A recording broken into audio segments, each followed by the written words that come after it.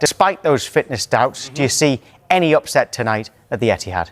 No. I think Man City are too strong. I think they're in good form. I think players are playing at their best. They're chasing the title, so I can't see anything other than a Man City win. OK, so yesterday on the show, I was here, Charlie Austin was there. OK. We went through the Arsenal fixtures, went through the Manchester City fixtures, and he predicted win, lose or draw for all of them. Right. OK, so, and we've even on this one, it's even better this time, we've actually got their position in the table as well on who they're up against. So if you're in the top 6, it's in red because it's the hardest, and the mid-table is all yellow, and then green for the ones that on paper should be a little bit easier. And you can see, Man City, you've got a game in hand, but they are crucially 5 points behind Arsenal at the moment. Let's start with Arsenal, OK. It's tonight, this one against Brighton. What do you think? Draw. So draw there. Yeah, I think draw. I think Brighton are in decent form, so I think they're looking for a third win on the bounce. I think they're doing all right all of a sudden, so I'm going to go draw. OK, so a point there. Everton at home. Win. Bournemouth. Win. So that's 7 points. Man City away, this is the big one. Loss. OK, Newcastle at home. Win. Keep going. Win. 13 points. West Ham. Win. 16. Win. Crystal Palace away on the last day of the season. Well, that's. Oh yeah, sorry. Right. That is the last game of the season. The Man City one's TBC. Sorry, yes. So. I'm going to say draw. Okay, so you've got Arsenal dropping quite a few points there. They ain't going to lose. I don't think they'll lose at home. That's the big one for me. That's tonight and that one. Tonight's a massive game. It's a huge game. So just to recap, you had them drawing tonight, so dropping points. Yeah. Losing at Man City. You had them drawing at Palace as well. So on the last day. So we've got 21 points, which puts them 20 more points, sorry. So you think they're going to finish with 84 points. Okay. Right. That's crucial. Everyone at home, remember, Jamie's got 84 points for Arsenal. Right. Now, Manchester City starting on 59 points right now. Forest at home, you've already said they'll win. Yeah, win. West Ham away. Win. Big one. That's a biggie. Chelsea away. That is a biggie. I'm going to go draw. Okay. I'm going to go. Arsenal at home, you've already said win. Yeah,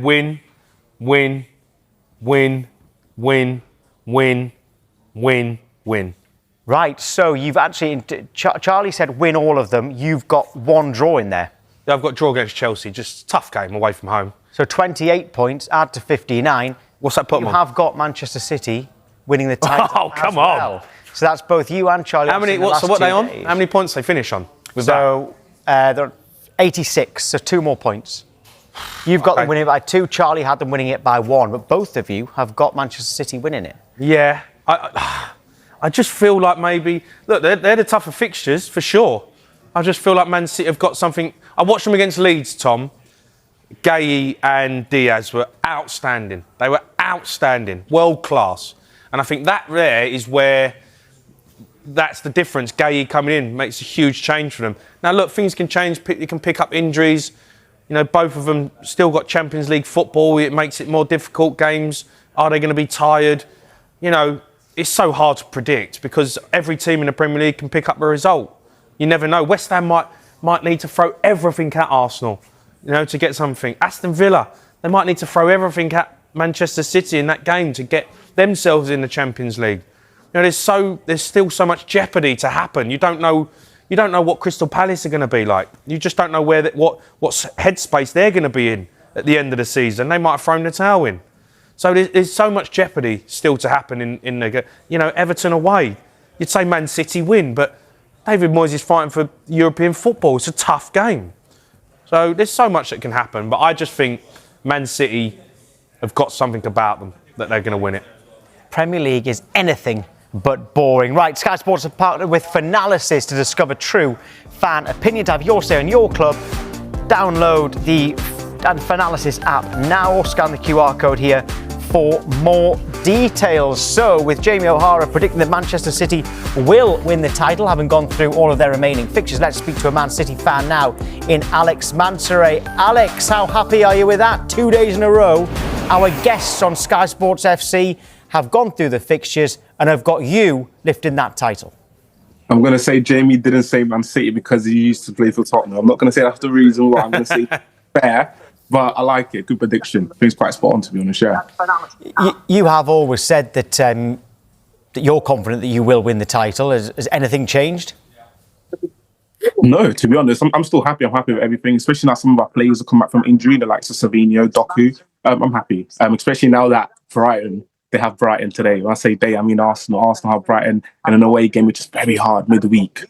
Do you think this is a crucial night? I mean, it seems like a crucial night to a neutral here, because Brighton away is a tough game, but then Forest, can they up it against you? On paper, everybody's seeing you down as a win, and Arsenal is a bit of a question mark.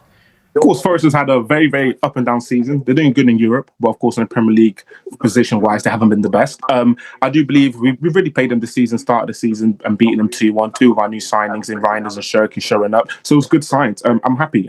Now they're coming to our ground. I'm very confident. Likes of Arsenal, of course, going away to Brighton. Brighton, like Jamie said, are on quite a good run. So I'd be very nervous if I was an Arsenal fan and be very happy if I was a City fan.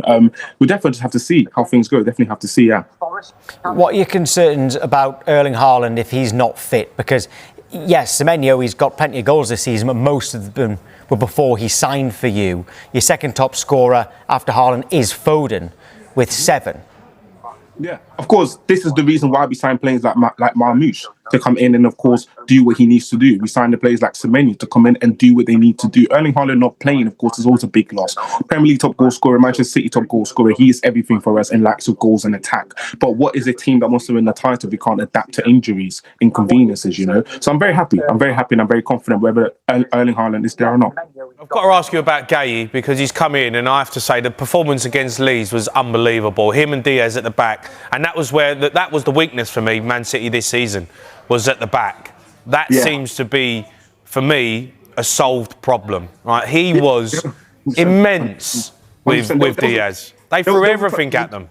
We're losing all of our centre backs, and a lot of our form was dipping. We're conceding a lot of goals because of that reason. Gay coming in has really solidified a lot of things. Really has. He's brought the vocal voice, the experience, the strength, and he's really made our whole back line more confident to the point where Pep now is more confident to play Nico O'Reilly in the midfield. You know, letting him be more free of things instead of saying we need you back here, we need you defending, we need you helping out more legs. I'm happy with Gay. He's been everything for us. I do believe if we go on to win the league, it'll be a tight comparison between him and Donnarumma, player of the season. With only half a season in it, that's high praise. You mentioned Nico O'Reilly there. He is a doubt. What is his best position? You know what? Anywhere on the pitch, at this point right now, I wouldn't mind him playing a goalkeeper. He is amazing. He's got the technical ability, he's got the strength, he's got the maturity. It's like he's been playing with the squad for many years. I'm very happy with everything that he's done. And of course, now Pep Guardiola is giving him that more of a freedom role, more advanced role, letting him know that, listen, I trust you, go out and do what you need to do. And listen, it's been great. It's been very great. Did he play for England in that role? Attacking midfield. He's like number 10 at the moment, isn't he?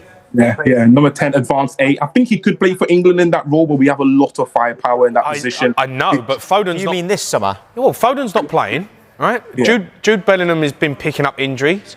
You know, Morgan Rogers dropped off a little bit. Palmer's had injuries. Palmer is way off it. He knows that. I mean, we're talking about Nico O'Reilly at the minute. He's probably the best performing number 10, English number 10 in our division right now. 100%, and I know Tuchel is watching as well. I know Tuchel's probably thinking, well, okay, I've got something in my hand. I've got decisions to make, you know. We don't know Jude Bellingham, what he'll be back when he comes back from injury, how fit he'll be, where he'll be able to play. Palmer, of course, having injury problems this season. Like you said, Rodgers is dropping in and out of form. So we'll have to see. It's clear to see that he can play there. It's clear to see he can do a job there. So it'd be great for him to play there regardless. It's almost certain he'll go to the World Cup. Anyway, just find out on Pep Guardiola, his demeanour lately seems to have changed. He seems to be far more relaxed. I dare say confident. Are you noticing that too, as someone who has watched his press conferences week in, week out? Yeah, of course, this is a manager who there's not been a position he hasn't been in. He's been up, he's been down. He understands that we're now going towards the back end of the season, so he knows the recipe that's needed to put in the pot, to stir the pot. You know, and of course, as long as all of our players stay injury-free, and the main man, Bernardo Silva, of course, being injury-free, I don't see why we can't go ahead and do a lot of things. He knows what's going on. He knows the squad. You could say at the start of the season, he kind of lost the dressing room a little bit, but you can see now that things are coming finally back to place, and everything's happening how he wants it to happen, you know. So yeah, I'm confident. Alex, good luck tonight. Thank you very much, guys. See you later on. Right. Party pooper Jamie O'Hara has ruled out any chance of Wolves pulling off the Great Escape this season. But we want to find out how the fans are feeling about it, we'll speak live to one of them next.